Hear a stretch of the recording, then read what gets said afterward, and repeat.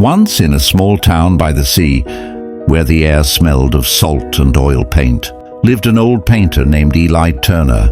People said Eli could make the ocean come alive on canvas.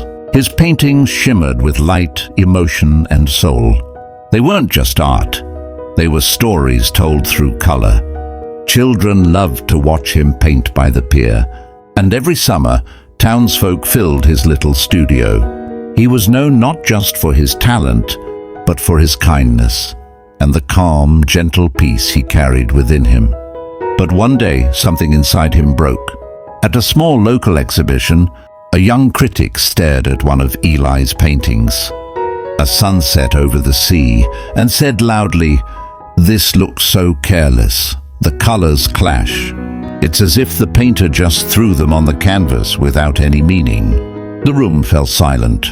Eli's hands trembled slightly, but he smiled and thanked the man. Yet deep inside, something cracked. That night in his quiet studio, Eli stared at a blank canvas. For the first time, he began to doubt his own colors. "Maybe he's right," he whispered. "Maybe I've lost my touch." The next morning, he tried to paint again, but his brush felt heavy. The blue that once spoke of freedom looked dull. The gold that once shone with warmth now felt fake.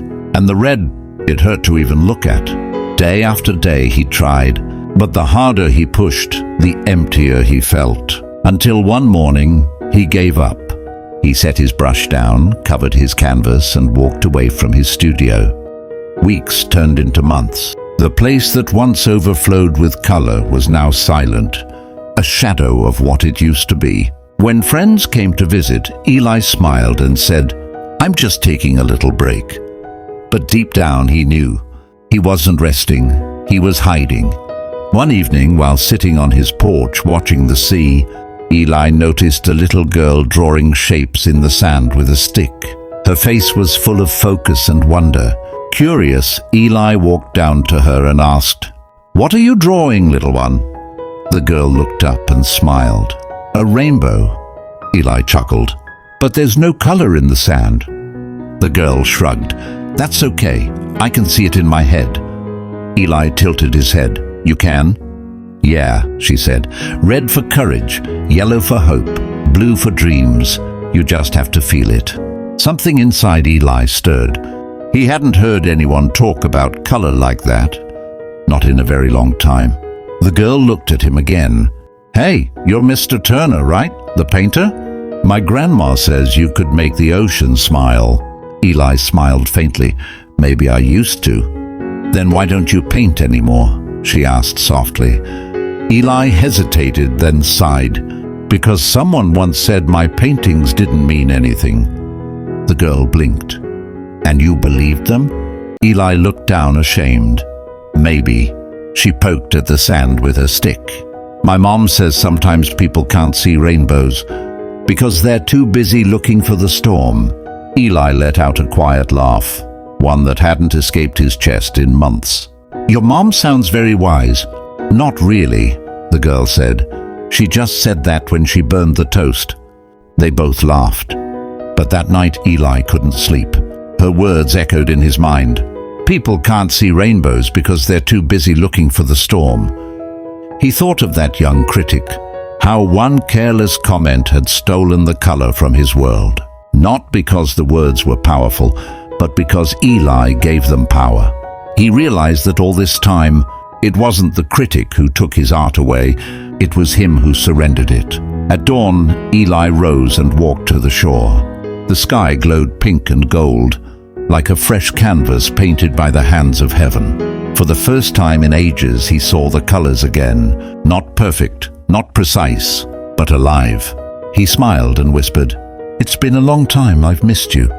Back in his studio, he pulled the cloth off his old canvas.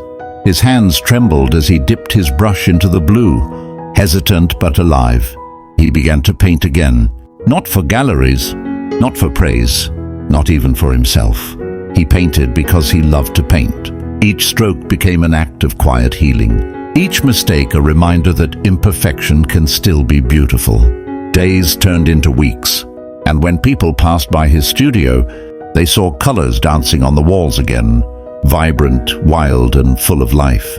Months later, at the annual town art show, Eli unveiled a single new painting. It showed a little girl on the beach, drawing a rainbow in the sand. At the bottom it read, "For those who've forgotten their colors, look at the sky, not the storm."